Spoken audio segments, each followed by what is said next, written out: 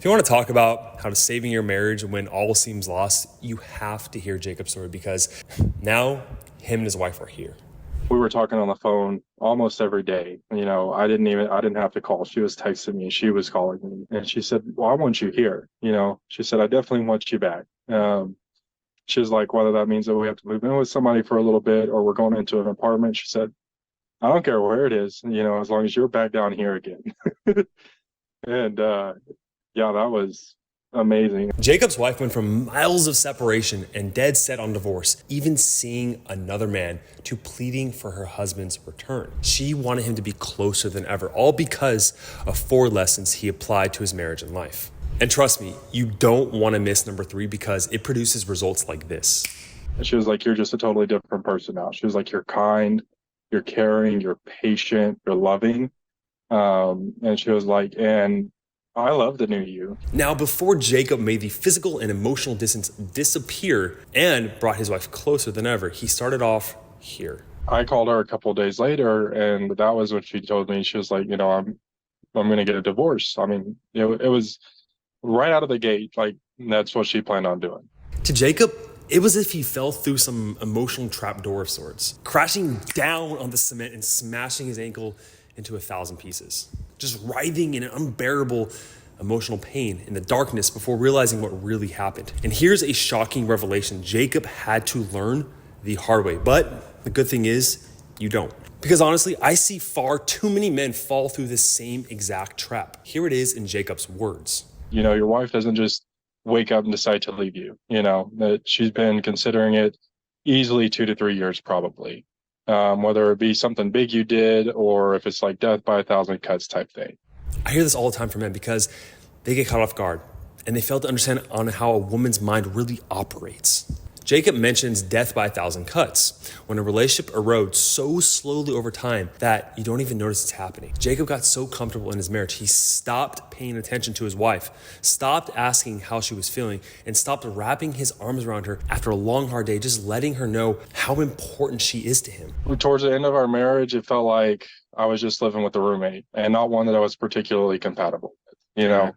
We were just in the same household together because it was convenient for helping pay bills and take care of our kid. Jacob created so many trap doors of contentment. It was only a matter of time before he fell through one of them. And here's how the fall actually looked. The day she left, we had made plans to take my son to the movies, to watch the new Mario movie for his birthday. And I got off of work and called her to ask, if we were going to meet up in Oklahoma City because we were living close to it at the time. If I needed to come home first or what. And she just started crying and she said, I can't. And I said, why? She said, I'm not there. I'm leaving you. And I was like, what do you mean? Like, we can't talk about this or anything? And she's like, no, I'm already like 4 hours away. I've been on the road for a while, Jacob panicked. He tried to reason with logic, saying, don't do this. We've got another baby on the way. This is a mistake. But nothing worked. It was completely over. Unless he could find a solution that didn't need his wife's involvement. Something he could use by himself, even with a divorce on the table. And here's what he found. I was like, you know what? Yeah, I think this is something that's going to help me a lot because it's already giving me viewpoints that would have never crossed my mind before and helping me to look at it from a different light. I was able to show Jacob a different approach to make serious changes in himself, and it started with his first lesson.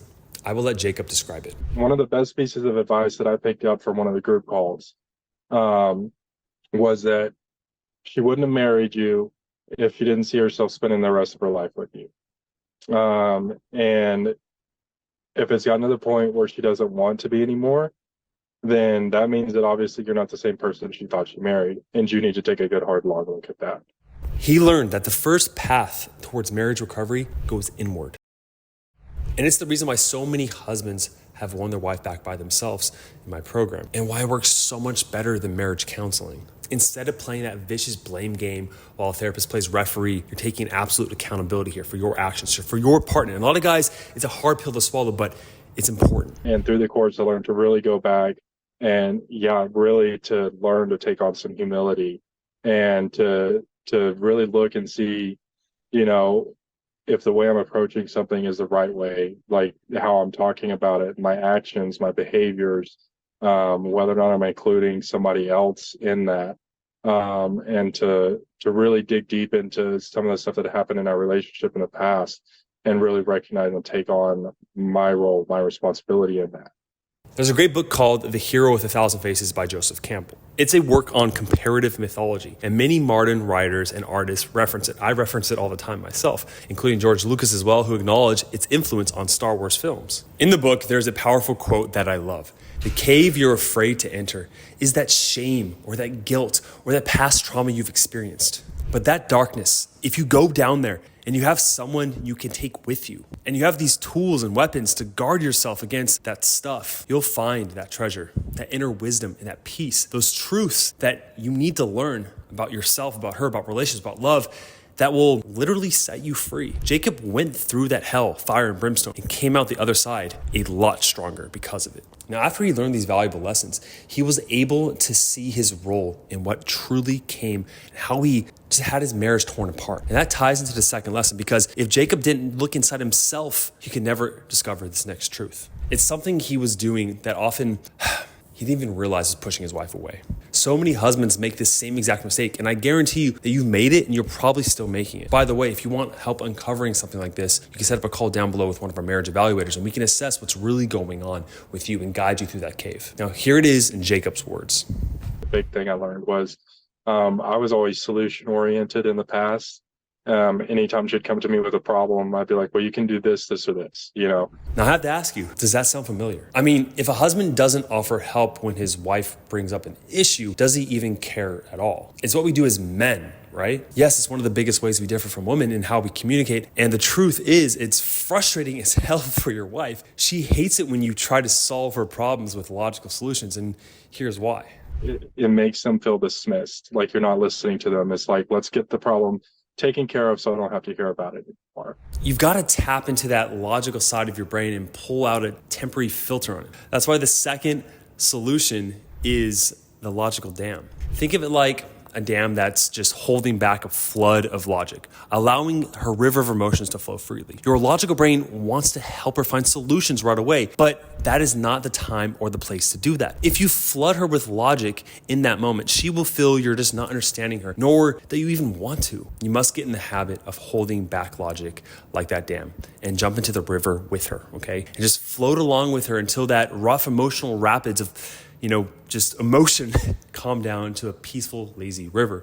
And then you could use your logic. And by the way, in that river of emotions is where you're going to find the next lesson. Because once you're in that river of emotion with her, you're meeting her where she's at on that emotional level. And this will change how you react and respond, which fixes a huge communication gap for Jacob. Listen to how Jacob describes his game-changing lesson himself. I really think the biggest thing was learning to handle my emotions. Growing up in my family as a kid, emotions didn't really have a place, they were just kind of a nuisance. And so it was either shove it down, or wait until it just built up until you couldn't handle it anymore. And you just kind of like, have a fit kind of thing. And for me, the most important thing was learning to, when I was starting to get emotional about something, whether it be anger or sadness, whatever, to recognize what I was feeling, to be able to kind of name that emotion, and then go ahead and just experience it in the moment, but then also learn to communicate that, in a healthy way with my wife, tell her, like. Learning to step outside of himself and recognizing how he was feeling taught Jacob about emotional equilibrium. Imagine having that power. Instead of reacting and being a slave to your own emotions, imagine being in control of them, to be at the whim, to say, this is how I want to feel. And then using those emotions as an opportunity for powerful connection with her. See, you can achieve this by checking in with yourself and how you're feeling. Validate your own emotions and get comfortable seeing them from a third person perspective. Tell yourself, I'm feeling angry because of the way that she's talking to me. Not that like I'm angry, right? I'm feeling angry. You separate yourself from your emotions. When you do that, you have more power over them. Now, this does take practice, but it's like anything. The more you do it, the better you get. But the thing is that once you master your own emotions, understand them better, and have a better relationship with your emotions, you can understand hers better and have a better relationship with her emotions. By you leading of expressing your emotions, being honest with your emotions, that kind of served as a model for her to allow her to do the same. Yes, definitely. In the past, she might get frustrated with me about something, but she would never say anything. She would just go lay down or, go leave to go out with friends for the night or something. And now she'll just come right up to me and say, like, hey, I think you've spent too much time on your game today or something. Or Not only did she follow his lead and they learned to trust each other with their negative emotions, but she noticed his changes, and she wasn't the only one. we went over to her parents' house to visit, and her dad actually came up to me and told me, he's like, he said, I've seen a lot of changes in you. He's like, you seem a lot happier. He's like, I think you're taking a lot better care of my daughter. And he was like, and I just wanted to tell you thank you for that. What a huge win this was for Jacob. He got so good with emotional equilibrium that he unlocked the fourth truth, and it helped to establish an unbreakable connection. This skill gave Jacob the power to practically read his wife's mind. Check it out. And now I feel like I really don't even have to ask much. I can kind of tell by the emotional state she's in when she comes to me if she's really looking to try to fix the problem, or if she just wants somebody to talk to about it. Jacob applied this lesson without even saying a word. He learned how to give his wife an empathetic embrace. It's about recognizing when something is off and simply being there for her. So really it's even like nonverbal, just the fact that we can each recognize when the other one isn't feeling, 100% themselves or something. Instead of going off and doing our own thing all the time, like if I can tell she's down or something, like I'll drop what I'm doing and I'll just go sit down next to her, give her a hug, and sit there and hold her hand for several minutes, and like she just immediately picks up. This one is important because oftentimes what we see on the surface isn't really kind of what she's actually feeling, right? Women hide their emotions. We all know this. If she says, oh, I'm fine, or I don't need you here, or whatever the case may be, it is indirect communication. There's something different going on that she wants you to notice. So sitting with her just in that space is that instant medicine. Yeah, it's not something you always have to have a long drawn out conversation about. Like, and it doesn't always have to be voiced. It's just nice knowing that the other person recognizes when you're not having the best day, and they'll just come and sit down with you just so you can have them next to you. These 4 lessons, the ownership mindset, the logical dam, the emotional equilibrium, and the empathetic embrace, not only did they help Jacob restore his marriage to a place better than it was before, but it allowed him just to connect with people in general in his life, right?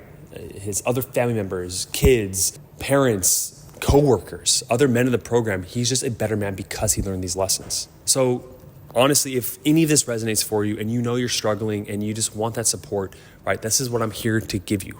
I want you to be one of these testimonial stories, just like Jacob watched one of these videos not too long ago, and now he's a testimonial story. We constantly are helping so many men. And if you need that support, right, we are here for you, okay? But I just want to let you know before you decide to click that link down below and set up a call with our team, what we do is that we need men that are fully emotionally committed to this. So if you are fully emotionally committed and this is something that is honestly life or death for you in a lot of ways, and you want to be a better man, then you realize this is not just about saving your wife and your marriage, but also becoming a better man, and that's where you're coming from, then do set up a call down below, okay?